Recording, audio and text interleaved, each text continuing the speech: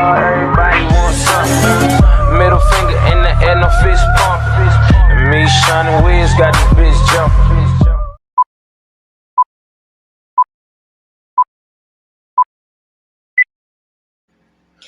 Assalamualaikum warahmatullahi wabarakatuh. Nama saya Wardatul Jannah dari kelas R1A. Ingin membahas tentang sholat sunnah mu'akkad dan ghairu mu'akkad. Yang pertama, sholat sunnah mu'akkad. Sholat sunnah mu'akkad secara bahasa ialah sholat sunnah yang dikuatkan atau sangat dianjurkan. Secara istilah merupakan ibadah yang selalu dijalankan atau dilestarikan oleh Nabi Muhammad SAW dan tidak ditinggalkan kecuali sekali atau dua kali untuk memberi petunjuk bahwa ibadah tersebut tidak wajib hukumnya. Pembagian sholat sunnah muakkad yang pertama, sholat rawatib.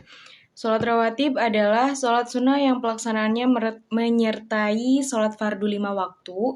Sholat rawatib juga disebut dengan sunnah qobliyah yang berarti dilaksanakan sebelum sholat fardu, dan sunnah ba'diyah yaitu sholat sunnah yang dilaksanakan setelah sholat fardu. Terus sholat tahajud.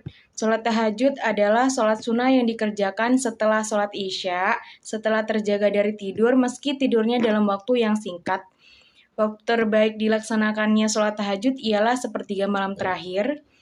Tidak ada batasan jumlah rakaat paling banyak dalam tahajud, tetapi paling sedikitnya adalah 1 rakaat seperti dalam sholat witir. Selanjutnya, sholat witir. Sholat witir ialah sholat sunnah yang dilaksanakan pada malam hari setelah sholat isya sampai terbitnya fajar atau waktu sholat subuh. Pelaksanaan sholat witir pada bulan Ramadan berbeda dengan hari-hari selain di bulan Ramadan. Terdapat perbedaan pelaksanaan sholat witir pada bulan Ramadan dan bulan-bulan selainnya.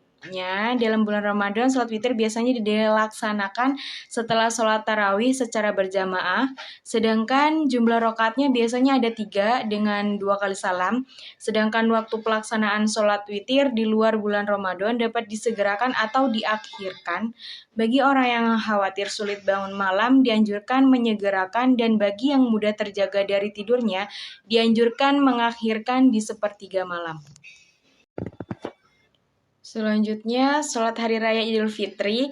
Sholat hari raya Idul Fitri merupakan sholat sunnah yang dilaksanakan setelah berakhirnya puasa Ramadan, tepat pada tanggal 1 Syawal.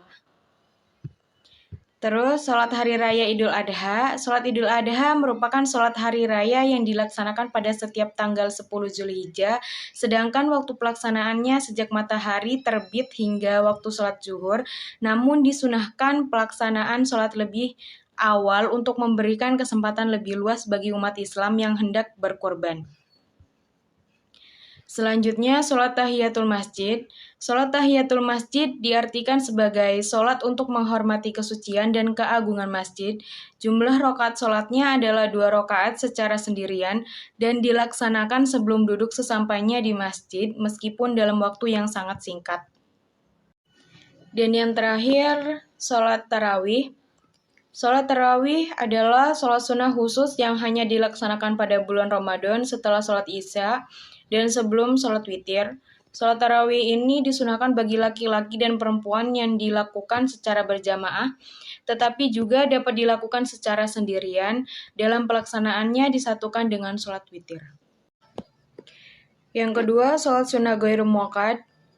Sholat sunnah ghairu muakkad secara bahasa adalah sunnah yang tidak dikuatkan tetapi dianjurkan.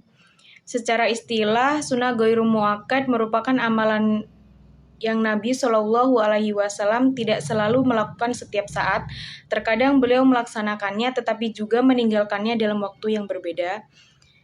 Pembagian sholat sunnah ghairu muakkad yang pertama, sholat duha.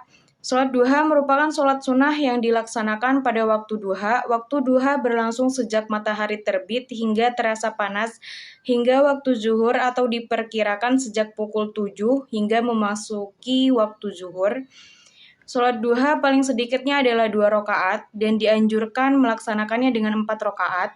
Namun yang paling sempurna jumlah rakaatnya adalah 6 rakaat dan paling utamanya atau maksimalnya berjumlah 8 rakaat.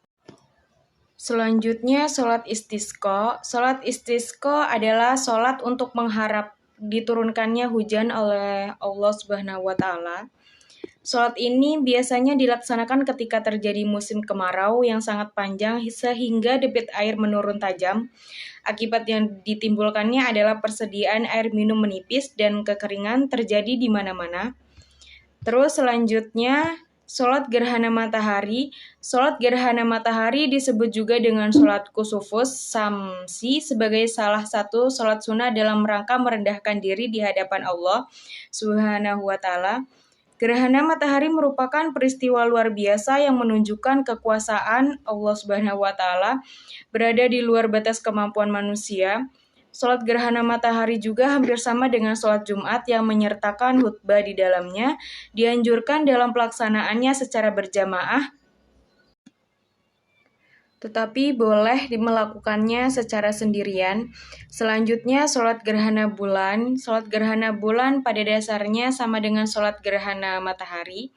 Gerhana bulan juga merupakan bukti kekuasaan Allah Subhanahu wa Ta'ala yang sulit dinalar secara logika. Oleh karena itu, kita merendahkan diri di hadapan Tuhan yang telah menampakkan kekuasaannya melalui sholat gerhana bulan ini. Tata cara pelaksanaannya pun tidak jauh berbeda dengan sholat gerhana matahari. Cukup sekian pembahasan dari sholat sunnah mu'akkad dan sholat sunnah ghoir mu'akkad. Terima kasih.